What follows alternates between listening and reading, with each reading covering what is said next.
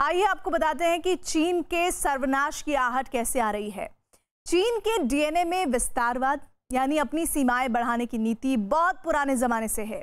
इसी नीति पर चलते हुए चीन के राष्ट्रपति शी जिनपिंग ने सोचा था कि वो एशिया की सबसे बड़ी ताकत बन जाएंगे। इसी लालच को साधने के लिए चीन एक के बाद एक कई देशों से दुश्मनी मोल ले बैठा है। पहले चीन ने भारत के साथ सीमा विवाद बढ़ाया और अब दक्षिण चीन सागर में अमेरिका के साथ तनाव बढ़ गया है।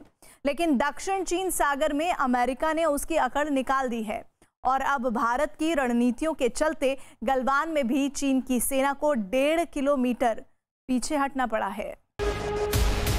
चीन की धमकी पर अमेरिका का मुंह तोड़ जवाब। चीन की कम्युनिस्ट पार्टी का एक ही सपना है और वो है दुनिया में अपना वर्चस्व कायम, अपने पड़ोसी देशों को वुल्फ वॉरियर नीति के तहत आंखें दिखाते रहे हैं। वुल्फ वॉरियर मतलब ये कि अपने पड़ोसियों पर दबाव बनाना, उनको आंखें दिखाना। लेकिन यही नीति अब उसकी परेशानी का बड़ा सबब बन गई है। उसने अपने पड़ोसी देशों की तरह अमेरिका को भी आंख दिखाने की हिमाकत की और उसका ऐसा करारा जवाब मिला कि चीन की बोलती बंद हो गई। इन दिनों अमेरिकी नौसेना के विमानवाहक युद्धपोत दक्षिण चीन सागर में युद्धाभ्यास कर रहे हैं। ऐसे समय में जब भारत और चीन के बीच सीमा पर तनातनी है, दक्षिण चीन सागर में अमेरिकी नौसैनिकों के युद्धाभ्यास ने चीन को परेशान कर दिया है और अपनी आदत के मुताबिक चीन ने अमेरिकी नौसेना को धमकी तक दे डाली है। चीन सरकार का भोंपू और भड़काऊ खबरें छापने वाला अखबार ग्लोबल टाइम्स ने अमेरिकी नौसेना के युद्धाभ्यास के खिलाफ ट्वीट पर शब्द युद्ध छेड़ने की कोशिश की। ग्लोबल टाइम्स ने लिखा, चीन के पास डोंगफेंग 21D और 26D जैसी एंटी एयरक्राफ्ट मिसाइलों का बड़ा जखीरा है। दक्षिण चीन सागर पूरी तरह चीन सेना की पकड़ में है। बिना चीन की मर्जी के दक्षिण चीन सागर में कोई नहीं जा सकता। इस ट्वीट के साथ ही चीन ने एंटी एयरक्राफ्ट मिसाइलों की तस्वीरें भी पोस्ट की है। मतलब साफ है कि चीन का सरकारी मीडिया अगर कोई धमकी दे रहा है तो वो सरकार के इशारे पर ही किया गया काम है। लेकिन इस ट्वीट पर अमेरिका ने भी चीन को करारा जवाब दिया है। चीन ने दावा किया है कि उसकी मर्जी के बिना दक्षिण चीन सागर में कोई नहीं जा सकता। इस पर अमेरिका के नेवी चीफ ऑफ इंफॉर्मेशन ने ट्विटर पर चीन को जवाब दिया है। फिर भी अमेरिकी नौसेना के 2 एयरक्राफ्ट कैरियर यूएसएस निमित्ज और यूएसएस रोनाल्ड रीगन दक्षिण चीन सागर की अंतर्राष्ट्रीय जल सीमा में मौजूद हैं। हम चीन की धमकियों से डरने वाले नहीं हैं। ये अमेरिका का चीन को खुला जवाब है कि चीन भले ही दावा ठोके कि दक्षिण चीन सागर उसकी मुट्ठी में है, लेकिन हमारे एक नहीं 2 युद्धपोत वहां हैं और वो तब तक रहेंगे जब तक हमारी मर्जी होगी। न तो अमेरिका चीन की गीदड़ भभकी से डरता है और न ही चीन उसका कुछ बिगाड़ सकता है। क्लियर इंडिकेशन है चाइना को कि आप अब अपनी एक्टिविटीज को एम्बिट ऑफ लॉ के अंदर लेके आए। आप अपना हेजेमनिस्टिक एटीट्यूड नहीं दिखा सकते। आप छोटे कंट्रीज को वहां पर दबाव नहीं डाल सकते। उनको उनका राइटफुल जो उनका राइट्स हैं as per the international conventions, आप उनको वो डिनाई नहीं कर सकते। अमेरिका का युद्धाभ्यास चीन को विस्तारवाद की नीति के खिलाफ सख्त संदेश है, क्योंकि अमेरिका उस वक्त दक्षिण चीन सागर में युद्धाभ्यास कर रहा है जब चीन पड़ोसी देशों के साथ विवाद बढ़ाने में जुटा है। बीते कई दिन से दक्षिण चीन सागर में चीन की नौसेना युद्धाभ्यास कर रही है। ये अभ्यास पैरासिल द्वीप समूह के पास किया जा रहा है। इसके जरिए चीन, ताइवान और कई दूसरे पड़ोसी देशों को धमकाने में जुटा है। अमेरिका ने बीते कई दिन से USS Nimitz, USS Ronald Reagan दक्षिण चीन सागर में उतारकर युद्धाभ्यास शुरू कर दिया है। मतलब साफ है कि अमेरिका ने चीन को संदेश दे दिया है कि दक्षिण चीन सागर उसकी जागीर नहीं है और यहाँ उसे अंतर्राष्ट्रीय कानूनों का पालन करना ही होगा। चीन लंबे अरसे से दक्षिण चीन सागर में मनमानी करता रहा है। उसने अपने आप कई द्वीप खड़े कर लिए हैं, लेकिन अब अमेरिका ने चीन को नियम से चलने का सीधा और साफ संदेश दिया है। तो अभी जो पूरा वर्ल्ड इकट्ठा हो रहा है, ये एक मैसेज है चाइना को कि ऐसे नहीं चलेगा। You have to behave like all the civil societies as they behave.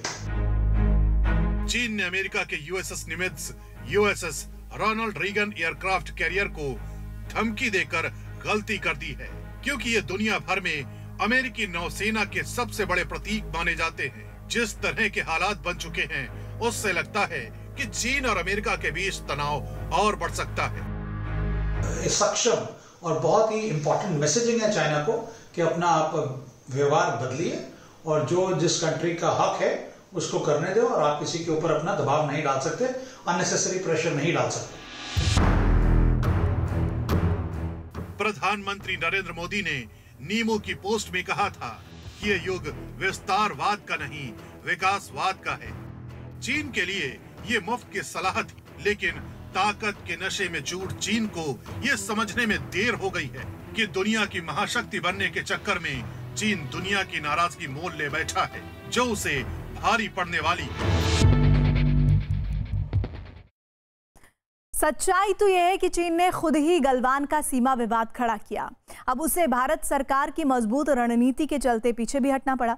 दरअसल शी जिनपिंग ने जब सत्ता संभाली तो चीन को सुपर पावर बनने का सपना दिखाया था, लेकिन अब ये सपना खुद जिनपिंग के लिए बुरे सपने जैसा हो गया है, क्योंकि चीन ने भारत के साथ सीमा विवाद बढ़ाया तो दुनिया के कई बड़े देश चीन के खिलाफ एकजुट हो गए।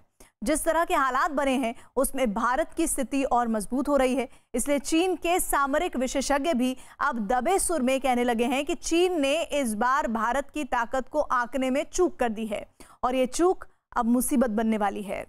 ये तस्वीर बहुत पुरानी नहीं है। करीब 4 साल पहले सितंबर 2016 में चीन के हांगजू शहर में G20 देशों का सम्मेलन था और शी जिनपिंग एक एक करके वर्ल्ड लीडर्स से हाथ मिला रहे थे।